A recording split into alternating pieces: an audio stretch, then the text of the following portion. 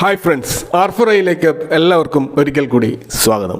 കഴിഞ്ഞുപോയ ആഴ്ചയിലെ 5 ട്രേഡിംഗ് ഡേയിൽ നമ്മുടെ മാർക്കറ്റ് എവിടെയും പോകാതെ ഒരു റേഞ്ചിൽ കിടന്ന് കളിക്കുന്നതായിട്ടാണ് നമുക്ക് കാണാൻ കഴിഞ്ഞത്. ഏറ്റവും അവസാനം ക്ലോസ് ചെയ്തിട്ടുള്ളത് 24,750 എന്ന ലെവലിലാണ്. ഏകദേശം 300 പോയിന്റ് ഡൗൺ ആയിട്ടാണ് കഴിഞ്ഞ 5 ട്രേഡിംഗ് ഡേയുടെ സ്റ്റാർട്ടിംഗ് ഡേയും ലാസ്റ്റ് ഫ്രൈഡേയുമായിട്ട് നമ്മൾ കമ്പയർ ചെയ്യുമ്പോൾ കാണാൻ കഴിയുന്നത്. 25,000 അതുപോലെ 25,175 എന്നുള്ള ആ ഒരു റെസിസ്റ്റൻസ് ലെവലുകൾ, ആ ലെവലുകൾ ബ്രേക്ക് ചെയ്യുമോ എന്നതാണ് പ്രധാനപ്പെട്ട ഒരു ചോദ്യം.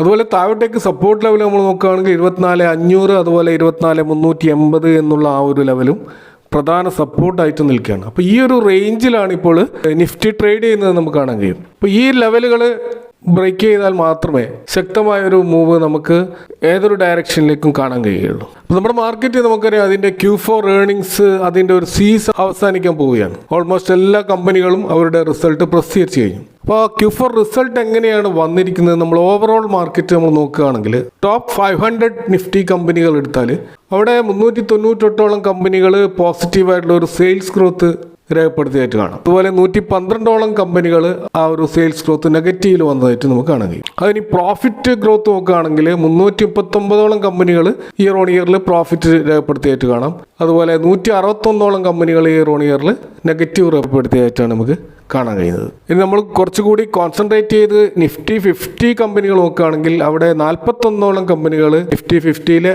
50 കമ്പനികളിൽ സെയിൽസ് ഗ്രോത്ത് ഇയർ ഓൺ ഇയറിൽ പോസിറ്റീവാണ് രേഖപ്പെടുത്തിയത്.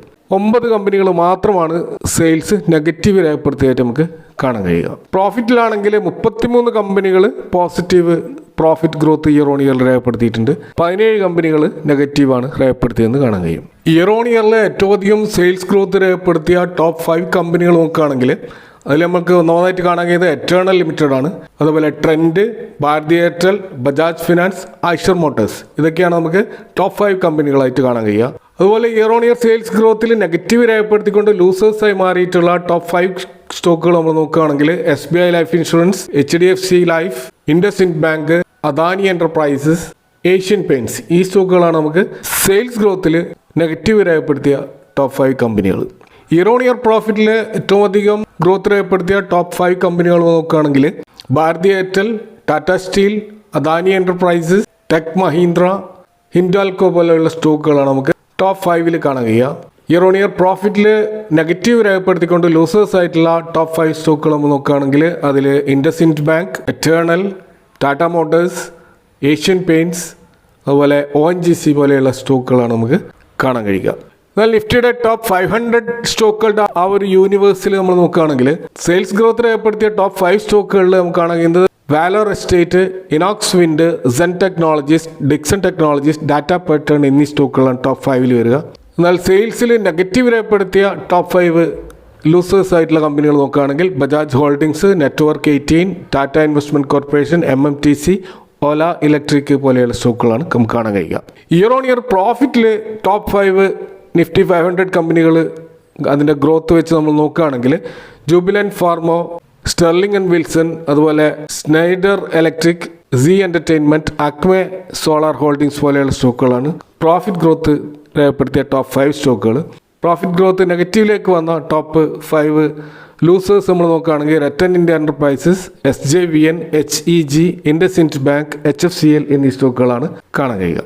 ഒരു ആവറേജ് നോക്കുകയാണെങ്കിൽ ഇപ്പോൾ 500 സ്റ്റോക്കുകളുടെ ആ റിസൾട്ടിൽ നമ്മൾ സെയിൽസ് ഗ്രോത്ത് ആവറേജ് ആയിട്ട് കാണാൻ കഴിയുന്നത് 10.54% ഒരു സെയിൽസ് ഗ്രോത്ത് ആണ്. എന്നാൽ കഴിഞ്ഞ 4 ക്വാർട്ടറിലെ ഒരു ആവറേജ് സെയിൽസ് ഗ്രോത്ത് 10.71 ആണ്. അപ്പോൾ അതിനോട് മാച്ച് ചെയ്യുന്ന രീതിയിലുള്ള ഒരു സെയിൽസ് ഗ്രോത്ത് തന്നെയാണ് നമുക്ക് നിഫ്റ്റി 500 സ്റ്റോക്കുകളിൽ കാണാൻ കഴിയുന്നത്. എന്നാൽ നിഫ്റ്റി 50-ൽ സെയിൽസ് ഗ്രോത്ത് 8.66% ആണ് കാണാൻ കഴിയും. അത് കഴിഞ്ഞ 4 ക്വാർട്ടറിലെ ആവറേജ് 9.29 ആണ്. അപ്പോൾ അതിൽ താഴെയായിട്ടാണ് സെയിൽസ് ഗ്രോത്ത് നിഫ്റ്റി 50-ൽ വന്നതായിട്ട് നമുക്ക് കാണുന്നത്. എന്നാൽ Nifty 500 year on year profit ഗ്രോത്തിൽ 14.87 ആണ് ആവറേജ് ആയിട്ടുള്ള ഒരു പ്രോഫിറ്റ് ഗ്രോത്ത് നമുക്ക് കാണാൻ കഴിയുക. കഴിഞ്ഞ 4 ക്വാർട്ടറിലെ ആവറേജ് ആയിട്ട് നിഫ്റ്റി 500-ലെ ഈ ഒരു പ്രോഫിറ്റ് ഗ്രോത്ത് നോക്കുകയാണെങ്കിൽ 14.37 ആണ്. അതിനോട് മാച്ച് ചെയ്യുന്ന രീതിയിലാണ്. എന്നാൽ നിഫ്റ്റി 50-ലേക്ക് വന്നാൽ അതിൻ്റെ പ്രോഫിറ്റ് ഗ്രോത്ത് കാണുന്നത് 9.39 ആണ് ഇയർ ഓൺ ഇയറിൽ.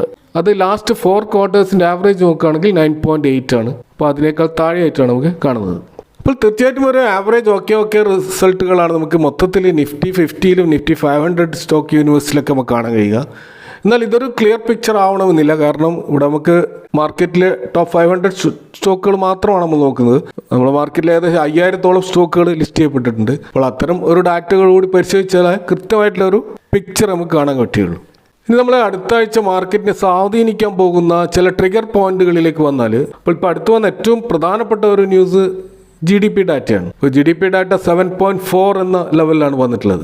അത് എക്സ്പെക്ട് ചെയ്ത ഫോർകാസ്റ്റിംഗ് ആയിട്ടുള്ള 6.7%-നേക്കാൾ കൂടുതലായിട്ടാണ് വന്നിട്ടുള്ളത്. അതുകൊണ്ട് തന്നെ വളരെ എക്സൈറ്റ്മെന്റ് ആണ് ഈ ഒരു GDP ഡാറ്റ മാർക്കറ്റിന് നൽകിയിട്ടുള്ളത്. കാരണം കഴിഞ്ഞ ലാസ്റ്റ് 3 ക്വാർട്ടേഴ്സിന്റെ GDP ഡാറ്റ നമ്മൾ കാണുന്നത് എത്രയാണോ നമ്മൾ ഫോർകാസ്റ്റ് ചെയ്യുന്നത് അതിൽ കുറവായിട്ടാണ് വന്നിട്ടുള്ളത്. എന്നാൽ ഈ പ്രാവശ്യം മാത്രമാണ് അവിടെ ഒരു പ്രധാനപ്പെട്ട ഒരു മാറ്റം, എക്സ്പെക്ടേഷനേക്കാൾ കൂടുതലായിട്ടുള്ള GDP വന്നതെന്ന് കാണാം. എന്നാൽ ഓവറോൾ ഫൈനാൻഷ്യൽ ഇയറിലെ GDP നമ്മൾ നോക്കുമ്പോൾ അവിടെ 6.5% മാത്രമേ കാണാൻ കഴിയുള്ളൂ. അത് 9.8 എന്നുള്ള അതിൻ്റെ പ്രീവിയസ് ഹൈയിൽ നിന്നും ഏകദേശം 2.7%-ഓളം ഡൗൺ ആണ്.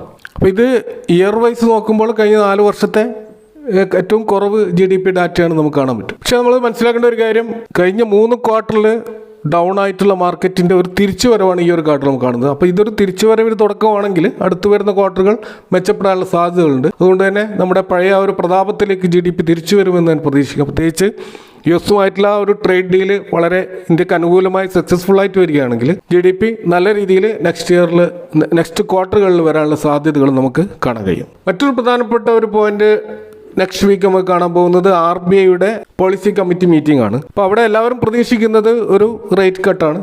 ഏറ്റവും മിനിമം ഒരു 0.25% റേറ്റ് കട്ട് മൊത്തത്തിൽ മാർക്കറ്റ് പ്രതീക്ഷിക്കുന്നുണ്ട്. എന്നാൽ 0.5 വരെ പ്രതീക്ഷിക്കുന്നവരുമുണ്ട്. ഏതായാലും ആ ഒരു മീറ്റിങ്ങിൻ്റെ ഔട്ട്കം നെക്സ്റ്റ് വീക്ക് വരാൻ പോകുന്നത് ഒരു പ്രധാനപ്പെട്ട ഒരു ട്രിഗർ പോയിന്റ് ആയിട്ട് നമ്മൾ മാർക്കറ്റിലേക്ക് ഉണ്ടാവും. പ്രത്യേകിച്ച് അതിനോടനുബന്ധിച്ച് RBI ഗവർണർ നടത്താൻ പോകുന്ന കമൻട്രി അതും വളരെ ഇമ്പോർട്ടൻ്റ് ആയിരിക്കും.